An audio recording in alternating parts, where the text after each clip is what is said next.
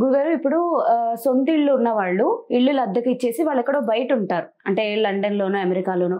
So, ఈ వాస్తు యొక్క ప్రభావం అక్కడున్న వాళ్ళపై పడుతుందంటారా? ఇది జనరల్ ఆస్పెక్ట్ అమ్మా. వాస్తు ఇంపాక్ట్ ఓనర్‌కి తప్పకుండా ఉంటుంది. ఎక్కడున్నా ఉంటుంది. అయితే ఒక్కోసారి ఏమవుతుందంటే, ఈ ఇంటి వాస్తు బాగాలేదండి అని ఎవరైనా చెప్తారు. వాళ్ళకి నిజంగా ఫలితం కూడా బాగుండదు. అటువంటప్పుడు ఏం చేస్తారంటే, ఈ ఇల్లు అద్దెకి ఇచ్చేసి వాళ్ళు ఇంకొక దగ్గర ఎక్కడో ఉంటారు. దానివల్ల వీళ్ళు ఏం ఎక్స్పెక్ట్ చేస్తారంటే, ఈ వాస్తు బాగలేదు కాబట్టి ఈ ఇంట్లో నేను ఉండటం లేదు. అద్దెకి వచ్చే వాళ్ళకి ఏమన్నా బ్యాడ్ ఎఫెక్ట్ ఉంటే వాళ్ళకి, నాకేం లేదు నేను బాగానే ఉన్నాను అనుకుంటారు. అలాగే ఒక్కో దగ్గర ఒక స్థలము తూర్పు ఆగ్నేయం పెరిగిపోయి ఉంటుంది. ఆ పెరిగినటువంటి తూర్పు ఆగ్నేయ స్థలాన్ని కట్ చేసి వదిలేయమని చెప్తాం మేము. అయితే అది వదిలేయటానికి కూడా వీళ్ళకి మనసు రాదు. కట్ చేస్తారు. కానీ ఆ ముక్కను ఎవరి పేరు మీదనో పెడతారు. వాళ్ళ పాలేరు పేరు మీదో, ఇంకెవరి పేరు మీదో. ఏమన్నా ఉంటే వాళ్ళకి, మనకి బాగానే ఉంటుంది కదా.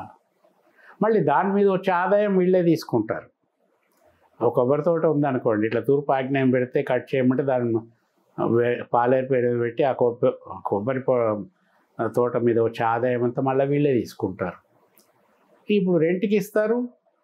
ఈ ఇల్లు రెంట్కి ఇచ్చి వీళ్ళు ఇంకొక దగ్గర ఉండి ఈ రెంట్ వీళ్ళు తీసుకుంటారు. సో ఇవన్నీ కూడా మిస్ఇంటర్ప్రిటేషన్స్, ఎస్కేప్ ప్రయత్నాలు తప్ప వాటిని సరిదిద్దే ప్రయత్నాలు కావు. అయితే కొంతమంది మీరు అన్నట్టు ఇక్కడ ఇల్లు తీసుకొని ఏదో కారణం చేత విదేశాల్లో సెటిల్ అయిపోయి ఇది రెంట్కి ఇస్తారు. అది వాస్తు బాగలేదు అన్న కారణంతో రెంట్కి ఇవ్వరు.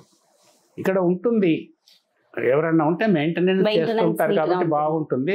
మళ్ళీ వాళ్ళు వచ్చినప్పుడు కొంతకాలం ఇక్కడ ఉంటారు, అప్పుడు వాళ్ళని ఖాళీ చేపిస్తారు. అది వేరే కాన్సెప్ట్. ఇట్లా వాస్తు బాగలేనప్పుడు ఇంకొకరి పేరు పెట్టడం ఇవన్నీ కూడా వేరే కాన్సెప్ట్.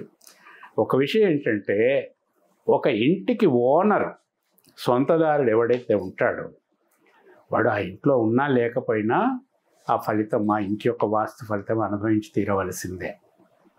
ఆ ఇంట్లో ఉండటము ఉండకపోవటము వల్ల వచ్చే చిన్న డిఫరెన్స్ ఏంటంటే, వీళ్ళు ఈ ఇల్లు రెంట్కి ఇచ్చి ఇంకొక దగ్గర ఉంటున్నప్పుడు ఎవరైతే ఈ ఇంట్లోకి రెంట్కి వస్తారో వాళ్ళ మీద కూడా ఈ ఇంటి యొక్క వాస్తు ప్రభావం ఉంటుంది. మంచి కావచ్చు, చెడు కావచ్చు. అయితే ఈ ఇంట్లో ఓనర్గా ఉండి ఇదే ఇంట్లో ఉంటున్న వాడికి 100% దీని ఎఫెక్ట్ పడుతుంది. ఎవరికైనా రెంట్కి ఇచ్చి సపరేట్గా ఉన్నప్పుడు కొంత భాగము ఆ రెంట్కి వచ్చిన వాళ్ళు పంచుకుంటారు కాబట్టి అతను అనుభవించేటటువంటి వాస్తు ఫలితం కొంచెం తక్కువ ఉంటుంది. ఇప్పుడు ఎన్నో కారణాల చేత కూడా రెంట్కి ఇస్తారు. వాస్తు బాగలేకపోతేనే కాదు, కట్టుకుంటాడు, ఉద్యోగం వేరే ఊర్లో వస్తుంది, అక్కడ ఉంటారు, ఇది రెంట్కి ఇస్తారు. అప్పుడు కూడా దీని ఎఫెక్ట్ వాళ్ళపైన ఉంటుంది. ఇది కేవలం చెడు ఫలితం మాత్రమే ఓనర్కి ఉంటుందని కాదు. మంచి ఫలితం అయినా సరే, చెడు ఫలితమైనా సరే, ఆయన ఇంట్లో ఉన్నా సరే లేకపోయినా సరే ఆయన మీద తప్పకుండా ఉంటుంది. కిరాయికి ఇస్తే దాన్ని కొంచెం కిరాయికి వచ్చిన వాళ్ళు షేర్ చేసుకుంటారు. అంతే తప్ప ఆ ఫలితం మాత్రం వాళ్ళకే ఉండి ఇంట్లో ఉండటం లేదు కాబట్టి మాకు లేదని అనుకోకూడదు. అలాగే తోటలు ఉంటాయి, కొంత భాగం పాలేరుకి ఇస్తారు బాగాలేదని, ఆదాయం మాత్రం వీళ్ళు తీసుకుంటారు. అది కూడా తప్పు కాన్సెప్ట్. అట్లా ఎప్పుడు చేయకూడదు. ఇస్తే మొత్తం ఇచ్చేసేయాలి, ఆ పంట కూడా అతనికి అమ్మేసేయాలి. కానీ స్థలం మాత్రం అతని పేరు మీద, ఆదాయం మాత్రం నేను తీసుకుంటానంటే అది సపరేట్ చేసినట్టు కాదు. దాని ఇంపాక్ట్ కూడా ఎవరైతే ఆదాయం అనుభవిస్తూ ఉంటారో వాళ్ళు ఈ వాస్తు ఫలితాలు కూడా అనుభవించవలసి ఉంటుంది, మంచి అయినా చెడు అయినా.